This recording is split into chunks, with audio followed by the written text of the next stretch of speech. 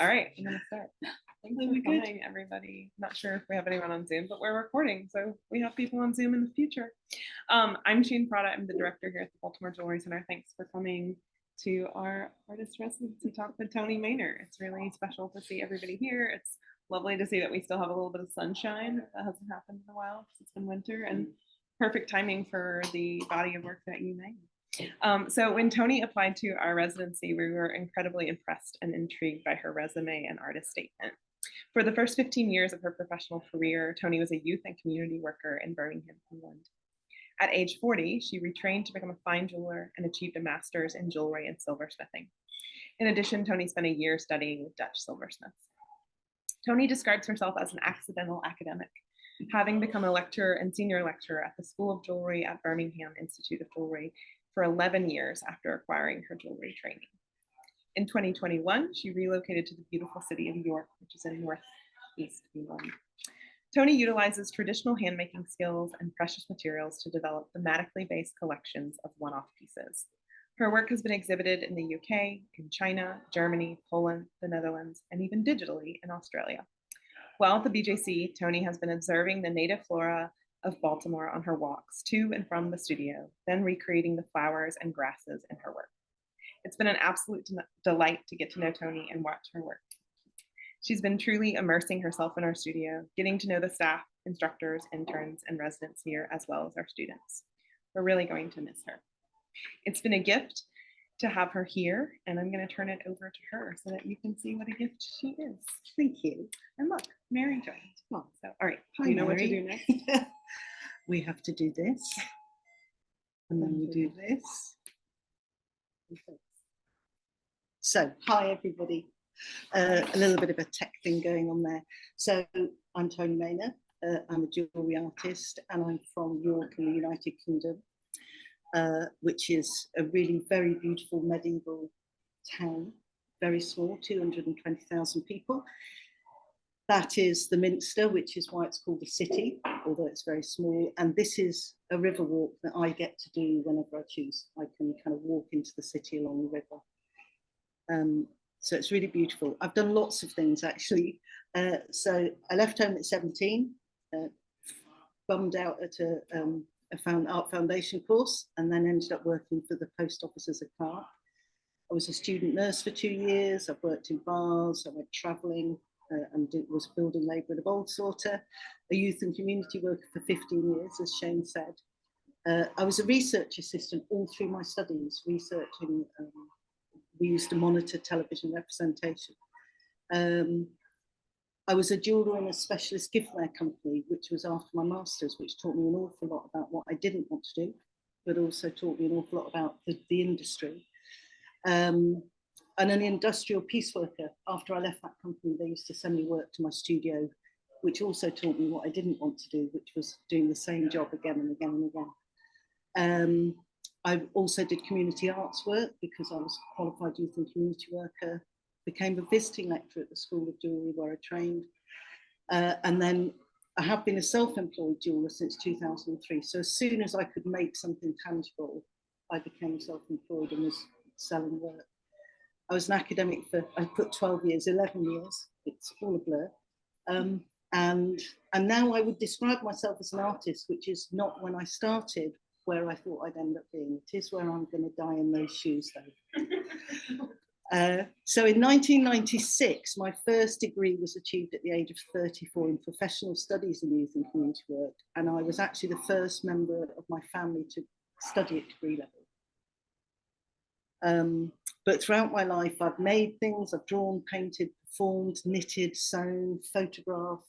If it's creative, I've done it. I used to sit at the kitchen table at 8 making cardboard typewriters. So it's always been there for me. And so I decided to leave youth and community work, went to an adult education, an adult careers service, and said, I want to do either jewellery or ceramics because I love jewellery, was covered in it, and discovered that in the city I lived in, there was one of the world's largest jewellery schools, which I didn't even know was there. And they took me on, and I imagined what I would do is the National Diploma in Design Crafts, which was working just in precious materials, very traditional skills, kind of apprenticeship type thing, and that I'd go and work in the trade. That's what I thought would happen. And I was introduced to this extraordinary world of contemporary jewellery in this amazing facility, and just thought, I want more of that. So I went into the second year of the degree because I'd already got a degree, so they would let me do that. And then did my master's, and I managed to secure funding from the Arts and Humanities Research Council for my master's, which was a serious gift. It meant that I could work in any materials I wanted to, and I could do whatever I liked, really. And then in 2008, I was invited to take part in a one-year masterclass with silversmiths, and you'll see why that work in the hall doesn't make sense when I say that. And the Arts Council England funded me for that. What I would say about that is, if there's funding out there, apply for it. You never know. And my current professional practice is commissions. I dip in and out of galleries. I dip in and out of group exhibitions. York has an annual open studio, which is a great event. Competitions, solo exhibitions, commercial fairs, direct sales. Often people will hear of me or they'll see a piece of work, and now residencies, which is rather delightful, I have to say. So I just thought I'd show you some examples of my journey as a student, and then what I'm going to focus on is actually all the self-generated projects that I've done, because I think autonomy and sense of self is really important when you're an artist. So I did 2 years very fine jewellery training, and I made the brooch on the left, which is 18 karat yellow and white gold, and has a Tiffany clasp on, which I taught you. And the piece on the right is a kind of articulated chain that was my final piece that I made, and every single element's handmade. And then I went on to the BA, and you can see I stayed with the fine jewellery. So I stayed with the fine materials. The work on the left is semester 1, which is fusing gold with sterling silver, so you can work it like sheet and press forming. And then the work on the right, which is called East Meets West, is all very fine, kind of 0.9, 0.8 gold wires, 18 karat, and then sterling silver frames and things. And I ended up making 30 rings in that collection, because I was invited to take part in an exhibition at the Yorkshire Sculpture Park for their 30th anniversary, where it was 30 makers made 30 rings. So that was quite cool. It pushed me to make 30 rings in the same kind of visual qualities. Got to my master's, and I started playing with materials. So I'm still using very precious materials, but combined with found objects. So I did this project with myself where I when I found an object, I photographed it, I went back, I made a piece of it, and then I returned it to its original place. So the piece at the top on the left is an old coffee filter that was on one of the hills that I went walking on. And the piece on the right, I found a whole load of bolts on the pavement that had been cut off a jewellery store signage had been cut off. The building was being restored, and they just left them all along the pavement. So the majority of rings I made in that was sterling silver, but that was a rather fabulous 18 karat gold number. So I was kind of playing with how I worked, because previous to this, it had always been very just materials based, kind of traditional design thinking. And then I upped the scale. So these are all pebbles. No idea what I was thinking at the time, but I became interested in kind of composition. So this piece is about that long, and I've no idea how many rings are in it, but it's a stand with all the rings in. And then I got interested in larger scale pieces. So this was part of my final submission, and I'm working with mild steel here and spot welding. And the biggest piece I made was about that size, big spiral thing. And the piece in the middle that you can see here, there were about, I think, 15 pieces in the collection that has whips of fine silver running through them. And then the piece on the right is actually sterling silver, and that's got about 1,000 rivets in. So I started riveting strips of silver together and creating really dynamic kind of pieces. That piece is about that big, and they went down to this sort of size. and I achieved my master's, which was great. And then what happened on my master's, which was my first experience of working independently, was that 5 of us self-selected and decided we were going to Munich. And the reason we were able to do that, there were 2. First of all, we looked at renting a space, which was 1,500 euros, and we were all aghast. And actually, Christina Graf, who's at the bottom right picture, has a studio in Munich, different to the one she has now. And we studied together. And so myself, Lisa, who now lives in the States, she's German, Catherine Partington's UK, Patrick McMillan's up at Rhode Island, Christina in Munich, and Jess was down in the south of England. We decided we would go to Munich and do an independent show. And back in those days, there were hardly any independent shows in Munich, and it was really exciting. And people made a huge effort to come and see us. It was really cool. So we presented our work to a new audience, and we called it James on Stage. So, and we got kind of really excited. We didn't realize how cool it would be. And we decided we would, we'd continue, which I'll come on to. The Silver in Motion program at the same time, which I did a year after my master's. This is some of the work that I did there. So I was kind of really into raising. So these are called on balance. So I was raising hemispheres and then interfering with those hemispheres. And the idea was that I wanted them to be on balance. And I really like this series of pieces. And the one on the right looks the same size, but it's not, it's actually smaller. But the others are about this size, and then different materials. And those are balancing on pieces of ebony, which are part of my kind of material practice now. So the Silver in Motion thing is where James continues, because I was doing that program, and at the same time, James had decided they were going to continue. And the first year, what we did was we were all living in Shanghai, America, Britain, Germany. We sent what we called culture boxes to each other. So wherever we were, we collected things from where we were. So I was in the Netherlands at that point, and we had one person we would send a culture box to. And my culture box was Patrick, and he'd just been to London. And he sent me all these railway lines and road maps and all this sort of stuff. So I made, there's actually 3 baskets in this series, and they're called Half a Mile, a Mile, and a Mile and a Half. And they're all riveted, and they're made with they're about 5mm strips, which I rotate around and fold on themselves and rotate around. So I started off with a disc and rivet them all into a disc, and then work them all up.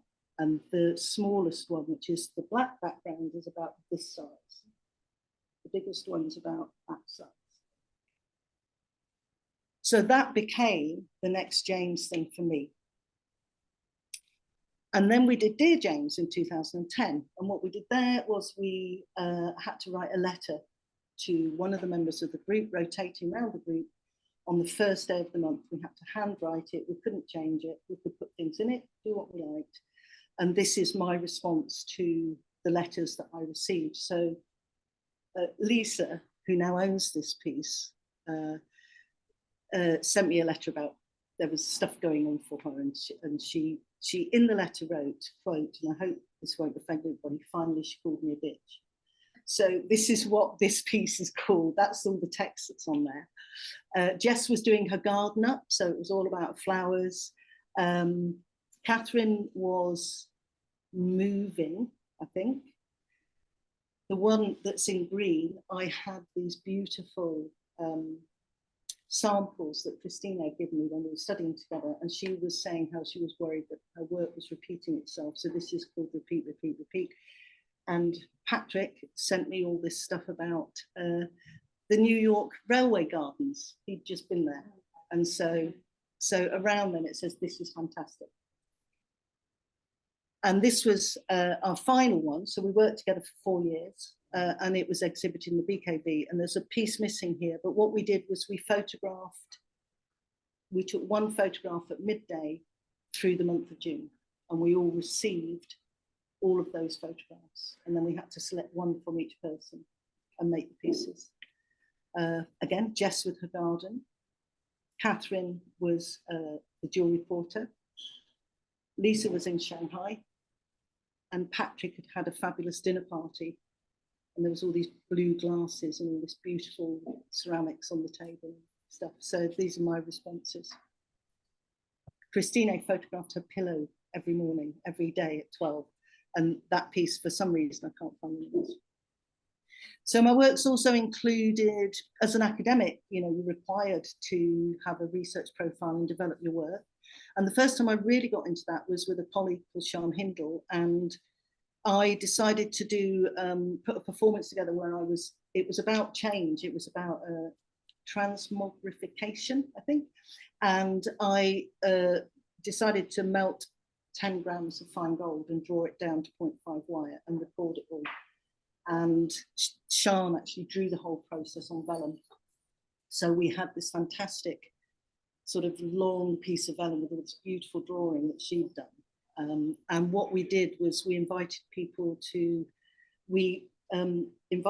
mark the wire, and then we attached the two together. And it was looking at Pierre Bourdieu's theory of cultural capital, which is this notion that in the art world, things gain value because they've gone through a certain gallery, or gone through a certain museum, or somebody has, you know, canonized it, so to speak. And we were basically asking the audience, you know, where do you think this sits on this thing? Is it culture? Is it capital? Is it just nonsense? You know, is it art? And it was a really interesting experience how people engaged with the work, actually, and really interesting to do something very different.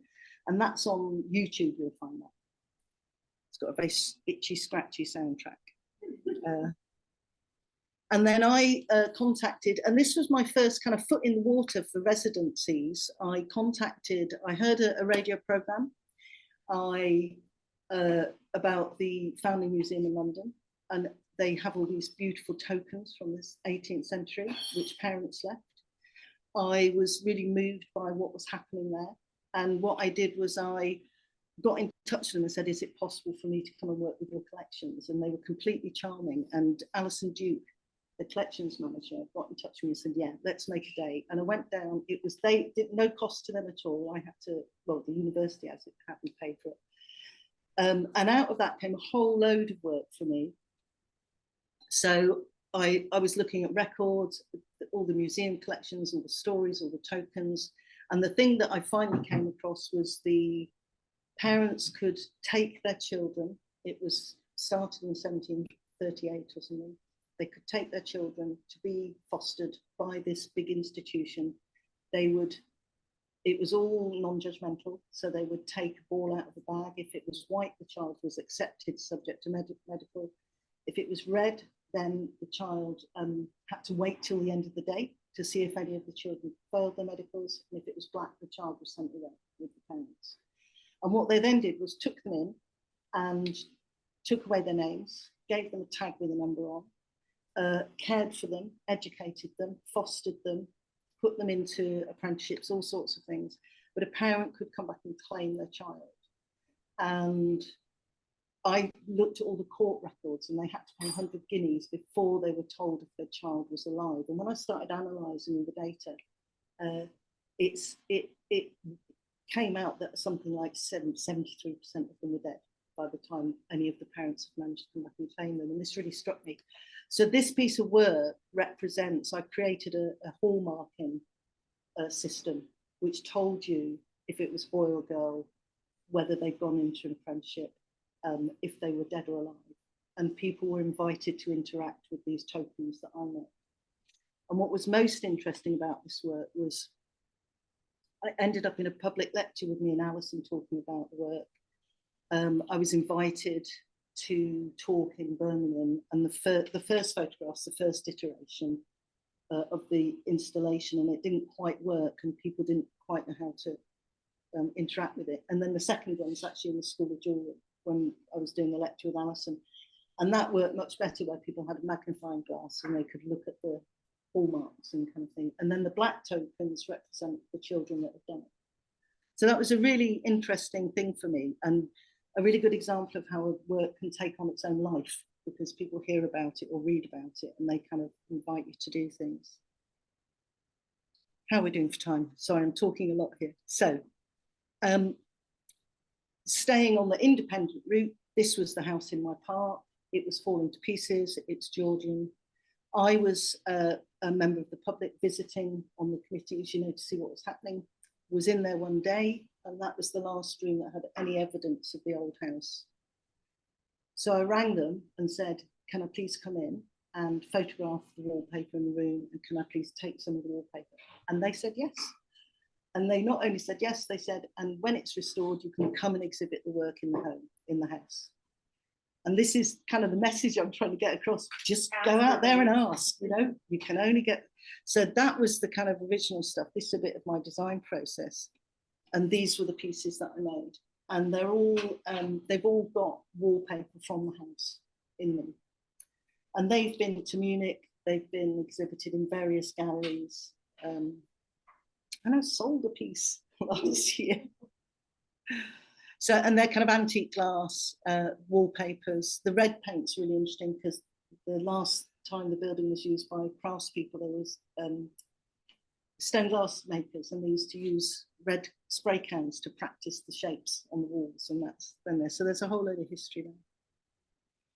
And then this collection, Qualia, which is 2020, is part of, in Munich, there's an initiative which was developed by my friends and colleagues, Joanna Asfalk and Rachel Darborn, called Polyphonous. And the idea was to get people into the West End, and they worked with their gallery owner, who is a gallery owner, and found venues around the West End of Munich for other people to take on. So I took this space on. And this is, Qualia is a philosophical term for like the quality of an experience. And this is my mother's jewellery that I inherited, and was awful. And I had it all in a box, and I had it in my studio and thought, yeah, I need to do something with this. So I just reconfigured it all, melted it, broke it, smashed it, cut the things up. And this is, there's about 30 pieces in this collection, and these are just an example of some of the pieces that I made from that. And then I moved to York. So I moved from an urban environment in Birmingham, very similar to Baltimore in terms of the visual qualities, demographics, those sorts of things. And this is my river walk, quite literally. And I regularly take photographs. And it was really nice to, this has stopped.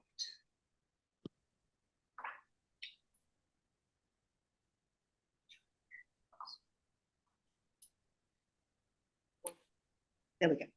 And this is the work I made for that. And I was just interested in scale, because for me, this is quite large scale. And I was just interested in like using the same materials again, using the same corrugation again, and moving through that sort of thing. And this is kind of, there's nothing else apart from appreciation of the environment going on here, you know, and the materials. And there's things like a recycled piano key. The ebony I use is recycled. And these were, for some reason, brooches for the first time ever. And then my dad died. And in his house, I found this beautiful little house, which is a model of his house that he made. I'd never seen it. And on the back, he'd written home. And I sat it at my bench and I made one in wax, just copied it and had it cast as a kind of homage. And I loved the house. It was an amazing building. And he would kill me. He was a real keen photographer. And he had all these very expensive digital SLRs. So I deconstructed one. And I was looking at the dates, and it took me from, I think it was the 13th of December to the 22nd of January. And it was just sitting in the room that I was walking through. And I was just kept, they're really difficult to take apart. And I took it, stripped it back, and I made this series of brooches,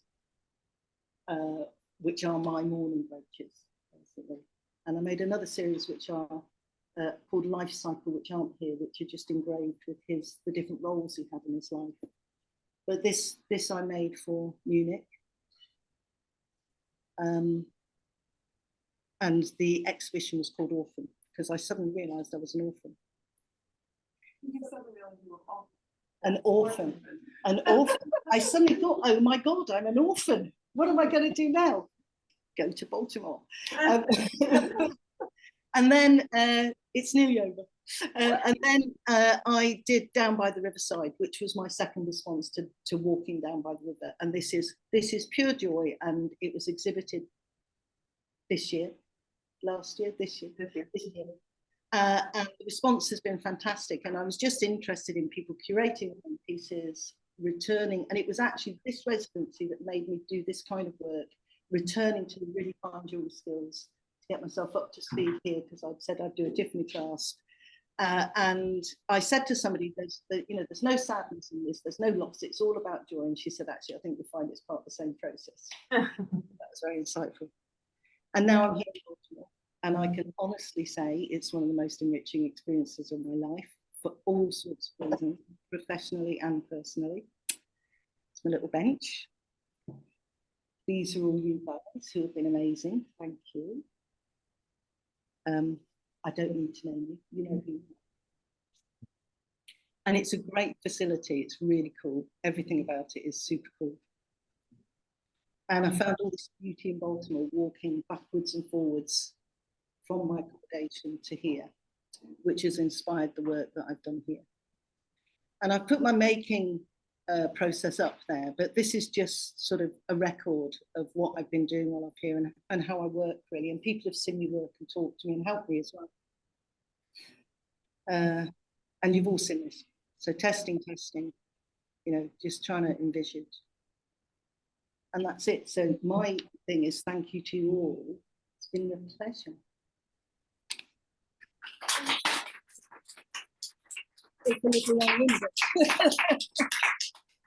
No one said it was long-winded, only you did. Can we go in the hall and look at the door? All right.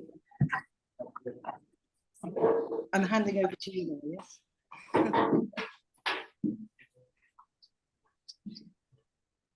It's probably not the best way because it's a little bit messy. Hold on, y'all.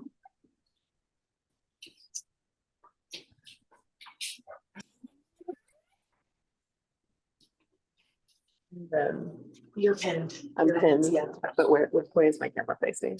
Oh, great.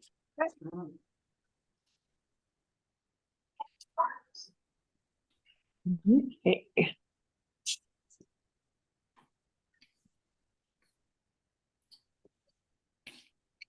Mark, is there any more? Doesn't matter that that's what I'm saying. Well, I unpinned that. Okay, got it. All right. I'm not quite sure what to say about this. So this is the result of my work, and I've chosen to do both fine jewelry skills. There's diamonds. We're going to pause for a second. Okay. We do have one person online, and she is indicating to us that we have the issue is that we just have your screen still sharing. So that makes sense because I'm just seeing your last one. Thank you, Mary. That's okay. We can all pause in this fast-paced life. We can take a moment. So yeah, so these are the pieces that I've made. And they literally are. I realised today I've been kind of drawing in metal, drawing in silver and stones, as I'm coming up and down the road in the gardens, and the environment has just been exquisite, and it's all good coming out. I came here, there was nothing, and now it's just colour and beauty everywhere. And usually I would oxidise my work, but I've decided to give it a go with the shiny silver, because actually I've got a lot of positive feedback on that. And I'm using sterling silver, in this case diamonds and garnets, and enamel paint in the work. And each one's individual, and that's how I work. I don't repeat now, I just make individual pieces. And the idea is that you curate your own brooch. So all the stems come out and in, and they're all interchangeable. So you can choose which ones you want, and you can then curate it. And that goes back to the ones that I did earlier in the year on the riverbank. And then this is my process, which I'll leave this here for people to see, and and you can see how I think, how I draw things through. It's very minimal. I don't over design or anything like that. And often test piece. There's only one test piece here, but one of the aims of this residency was to try and refine the attachment. So the previous ones I made have a very traditional 2-pin roach fitting, and these ones now have a much more kind of elegant,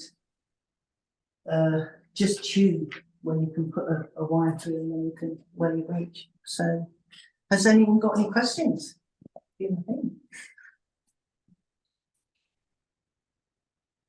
I have a question. Yeah. When you first arrived, or you saw the flora in Baltimore, were your plans for what you were going to achieve different, or did you know you wanted to do this floral inspired work? I know, I knew I wanted to work on the clasps and the fitting. So the previous pieces I've made are just 2 stems with a very formal back on.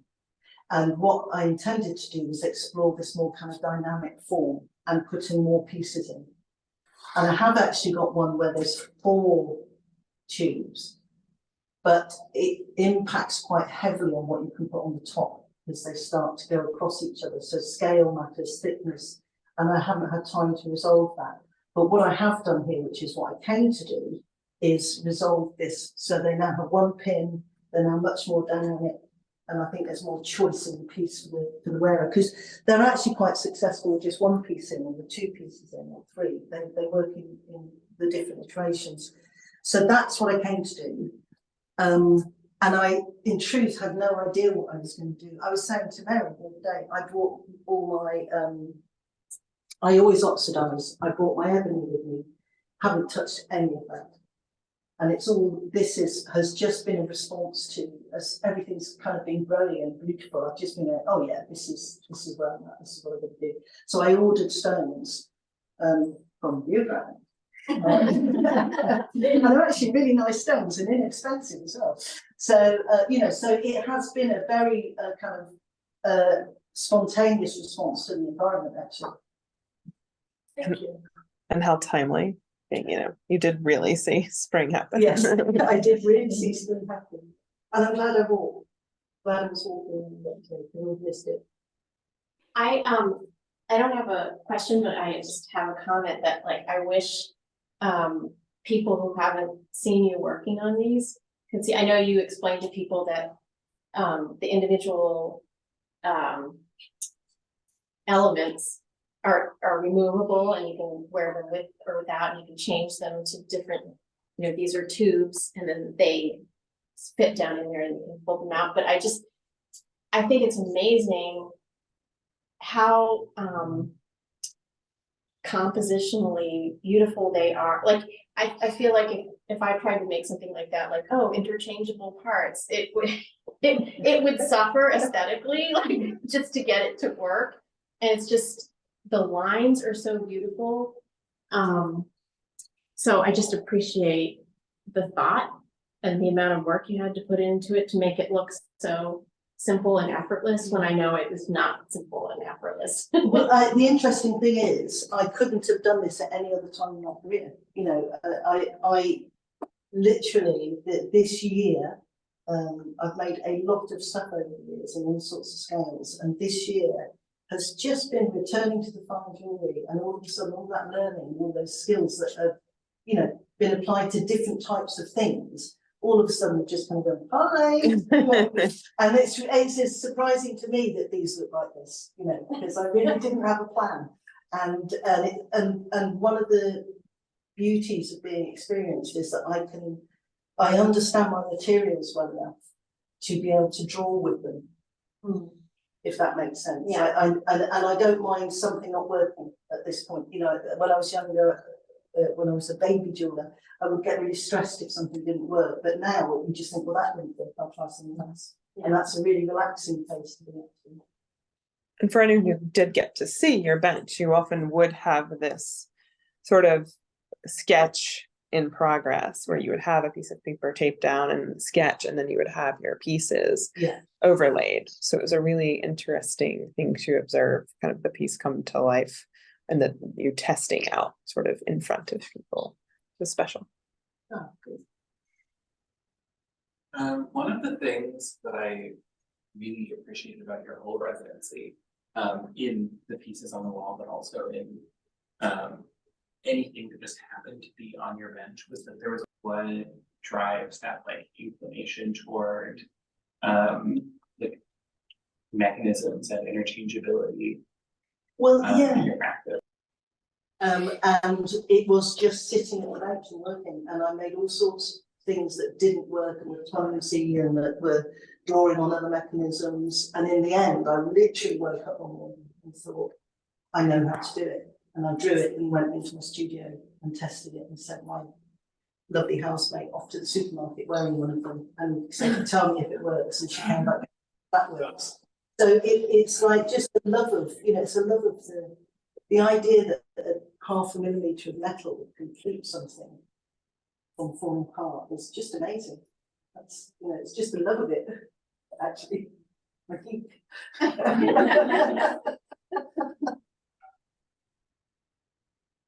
I didn't. To comment on the experience, since these are trapped behind plexiglass for the time being, I'd really love to just say how much joy it's brought me to interact with these objects before they went on the wall. Again, with the simplicity and sophistication, it's a lovely experience to a very lovely, satisfying experience to put them in a composition and feel. I mean, to actually slip those flowers into the wire, and take up the space in the curved tube, and they're very special objects. Oh, thank you.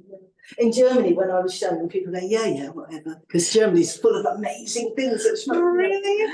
Oh yeah, I was just about to ask you to share about it, because that's not what I was seeing from afar. Well, it's really interesting because in Germany, people were coming in and kind of going, yes, they're pretty. And then when I went, oh, and by the way, they do this, everyone went, oh, like that. And that was a surprise to me. It was like, and everyone then started going, oh, I get it. I understand what you're doing here. And that was the thing, when they realized they could interact and that they could own that brooch or collect pieces, or, just that whole thing of, and I always encourage people to handle my jewelry. If you can't handle the jewelry, don't buy it, because actually jewelry is to be worn, and you should be able to pick it up, look at it, handle it, move it around, in my view.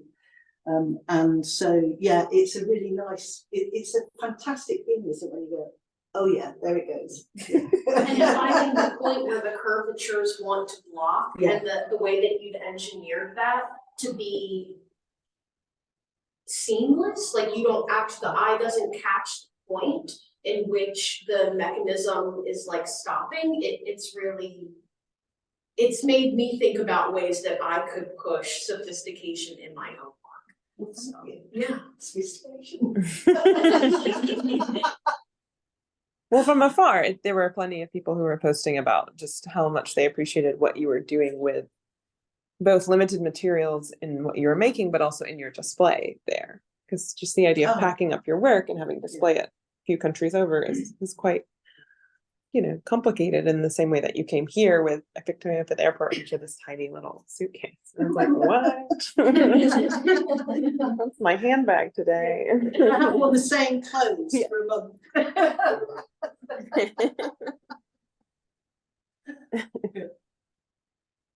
one last question. So as selling these pieces go, would you sell them by the stem?